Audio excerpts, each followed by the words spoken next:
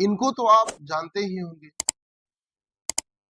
इनको तो आप और अच्छे से जानते होंगे। अच्छा, आप जानेंगे भी क्यों नहीं, क्योंकि ये आज की साध्वी है। नहीं नहीं, सन्यासी है। अरे नहीं भाई, ये शिष्या है। इन दिनों ये काफी चर्चे में है, और आपको social media, digital media, national media की हर कोने में इनकी तस्वीर आपको मिल जाएगी, क्योंकि इनको कहा जा रहा है कि ये विश्व की सबसे सुंदर साध्वी है। इनको, इनके बालों को देखकर इनको आप भी साध्वी समझ बैठेंगे, सन्यासी समझ बैठेंगे, लेकिन इनकी आंखों को देखकर आपको बिल्कुल भी नहीं लगेगा कि ये साध्वी हैं या सन्यासी हैं। इन्होंने अपने मुंह से खुद बताया कि मैं ना ही साध्वी हूं ना ही सन्यासी हूं, मैं एक सिर्फ महामंडलेश्वर की शिष्या हूं। आप सभी जान रहे हैं कि इन दिनों प्रयागराज, उत्तर प्रदेश के प्रयागराज में महाकुंभ का आगाज हो चुका है। शाही स्नान भी एक दो खत्म हो चुके हैं और कुछ अभी बाकी भी है। वहां पर कई तरीके के बाबा आते हैं जो इन दिनों काफी सोशल मीडिया पर वायरल हो रहे हैं। उन्हीं में से सोशल मीडिया, डिजिटल मीडिया पर तहलका मचाने वाली हर्षा रिछारिया है। आज मैं आपको इन्हीं से जुड़ी बातें लेकर आया हूं बताने के लिए, क्योंकि इन दिनों सोशल मीडिया पर ये काफी वायरल हो रही है। तो शुरू करते हैं। नमस्कार, आदाब, सत श्री अकाल। आप देख रहे हैं केजे इंडिया और मैं हूं आपके साथ कोशिश जायसवाल। दरअसल ये जो बगल में आप तस्वीर देख रहे हैं, ये किसी साध्वी की नहीं है, किसी सन्यासी की नहीं है। ये, इनका नाम हर्षा रिछारिया है और ये इन दिनों उत्तराखंड में रहती है।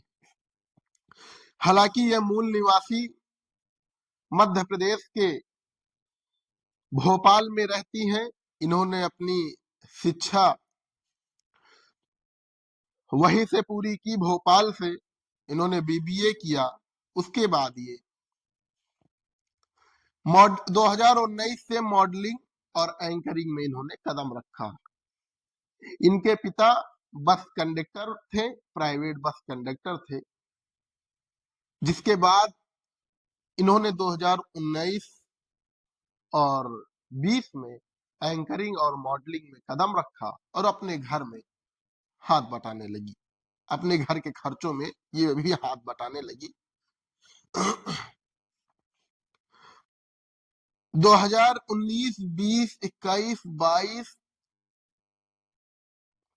23, 24 ये बाहर भी जाती थी। दुबई हो गया, बैंकॉक हो गया, अभी जल्द ही ये बैंकॉक होकर आई और वहां पर शो भी करती है। लेकिन आज तक ये सोशल मीडिया पर इतनी वायरल नहीं हुई कि जितनी सनातन से जुड़ने के बाद ये वायरल हुई। ये महाकुंभ पहुंची 4 जनवरी को, निरंजनी अखाड़ा की पेशवाई संगम तट के लिए निकल रही थी और उसी पेशवाई की रथ पर ये भी सवार थी। और media, social media, digital media इनको देखकर इनका इंटरव्यू लेने लगी, क्योंकि ये वहां पर सुंदर दिख रही थी। इस वजह से मीडिया इनका इंटरव्यू लेना चाह रही थी। जब एक दो मीडियाओं ने इनका इंटरव्यू लिया, उसके बाद ये वायरल हो गई और विश्व की सबसे सुंदर साध्वी कही जाने लगी। लोग इनको साध्वी के नाम से जानने जाने लगे।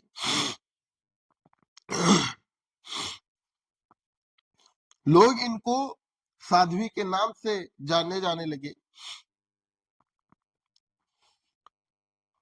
उसके बाद ये काफी वायरल हुई। आज इनको आप Google, Instagram, YouTube, Facebook, Chrome, national media, digital media, YouTuber, सभी जगह आपको इनके दर्शन हो जाएंगे। लेकिन अभी जब ये ज्यादा वायरल होने लगी, मीडिया इनके आसपास रहने लगी, तो इन्होंने मीडिया को बयान दिया कि मैंने आज तक कभी अपने आप को साध्वी नहीं बोला है, ना ही मैं सन्यासी हूं, क्योंकि साध्वी बोलना, वो साध्वी बनना इतना कठिन काम है। साध्वी में अपने घर परिवार को छोड़ा जाता है, शादी की उम्मीदें छोड़ी जाती हैं, उसी को साध्वी कहते हैं, उसी को सन्यासी कहते हैं। तो इन्होंने अभी अपना घर छोड़ने का डिसीजन नहीं लिया, यानी ये साध्वी नहीं है। और ये इन्होंने बताया कि मैं कैलासानंद गिरी महाराज महामंडलेश्वर जी की शिष्या हूं, मैंने 2 साल पहले उनसे दीक्षा ली है, गुरु मंत्र लिया है, और मैं साध्वी नहीं हूं अभी।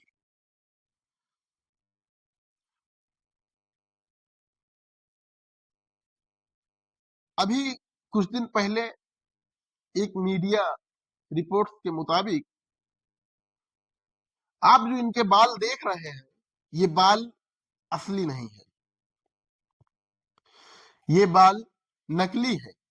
इनको शौक था, इन्होंने देखा बाबाओं को, इनको शौक था कि मैं भी इसी तरह एक अलग अलग बाल रखूं। तो इन्होंने पार्लर जाकर अपने बाल को उसी तरीके बनवाने का प्रयास किया, लेकिन 1-2 वर्ष के बाद वो बाल फिर पुरानी तरह हो जाते थे। इसलिए इन्होंने पुराने बाल, पुराने क्या, नकली बाल इस तरीके के लगवाए। नकली जटा जिसको कहते हैं, वो उसको इस तरीके से इन्होंने लगवाया। और जो आप इनकी आंखों पर सवाल उठा रहे हैं, ये आंख 16 साल पहले इनके पिताजी ने, गोल चश्मा होता है उसको लगवाया था, लेकिन उस चश्मा को हटाने के लिए, क्योंकि इनकी आंखों में कोई प्रॉब्लम थी, जिसकी वजह से 16 साल से ये 16 साल पहले चश्मा इनके पिताजी ने लगवाया था। और उस चश्मा को निकालकर इन्होंने 16 साल पहले ही, जो आंखें आप इनकी देख रहे हैं हल्के नीली टाइप, वो 16 साल पहले इन्होंने अपनी आंखों में लेंस डलवाया था। वो लगातार 16 साल हो गए लेंस डलवाए हुए। तो इनके बाल और आंख पर सवाल ज्यादा उठ रहे थे, इसको इसलिए हमने इसको एक्सप्लेन करना समझा। अब ये महाकुंभ में आहत होने लगी। अच्छा, आहत होने की बात कैसे सामने आई? आहत होने की बात इसलिए सामने आई कि अभी 1 दिन पहले, 1 या 2 दिन पहले, हर्षा नाम के एक्स हैंडल से, जिसको आप ट्विटर हैंडल भी पहले कहते थे लेकिन अब वो एक्स हो गया, एक्स हैंडल से इन्होंने अपने आईडी से अपलोड किया, एक पोस्ट एक पोस्ट की। उसमें इन्होंने लिखा,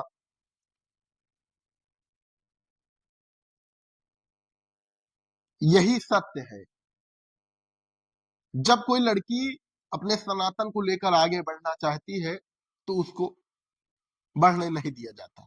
उसके बाद नीचे इनकी एक वीडियो अपलोड इन्होंने की, जिसमें इन्होंने बोला, शर्म आनी चाहिए कि एक लड़की जो धर्म धर्म से जुड़ना चाहती थी, सनातन को समझना चाहती थी, हिंदुत्व को जानने आई थी, सनातन को जानने आई थी, आपने उसे इस लायक नहीं छोड़ा कि जो 144 साल बाद महाकुंभ आया है, मेरे जीवन का पहला महाकुंभ और अब मेरे जीवन का आखिरी महाकुंभ है, उसमें रुकने आई थी, और उसे वहां पर रुकने नहीं दिया जा रहा है। आनंद स्वरूप जी, उनको इसका महापाप पड़ेगा, मेरा तो पता नहीं, लेकिन उनको इस बात का जरूर पाप पड़ेगा, और अब शायद मैं इस महाकुंभ में न रुक पाऊं। तो इस तरीके का इनका बयान आने का मतलब कि कहीं ना कहीं सोशल मीडिया कभी कभी अच्छा, जब स्टार्टिंग होता है तब तो अच्छा लगता है, लेकिन जब एंड होता है तो वो कुछ ना कुछ बुराई देकर चली जाती है। अपने आप से आहत होकर इन्होंने होस्ट हर्षा के एक हैंडल से पोस्ट किया था और वीडियो जारी किया था, उसमें इन्होंने यही सब बताया था। आनंद स्वरूप जी को कहा कि आपको पाप पड़ेगा, आप पाप के भागीदारी हैं। तो इस तरीके से हर्षा रिछारिया थी जो इन दिनों सोशल मीडिया पर वायरल है। तो हमने भी सोचा कि आप सभी के लिए एक वीडियो हर्षा रिछारिया के बारे में लेकर आया जाए, क्योंकि कई लोग कमेंट बॉक्स में सवाल पूछ रहे थे कि हर्षा रिछारिया पर वीडियो बनाओ, हर्षा रिछारिया पर वीडियो बनाओ। तो आप लोगों का कहना मेरे लिए सबसे बड़ी उपलब्धि है। तो इस तरीके से हर्षा रिछारिया के बारे में आप सभी ने जाना। अब ये उत्तराखंड में रहती है।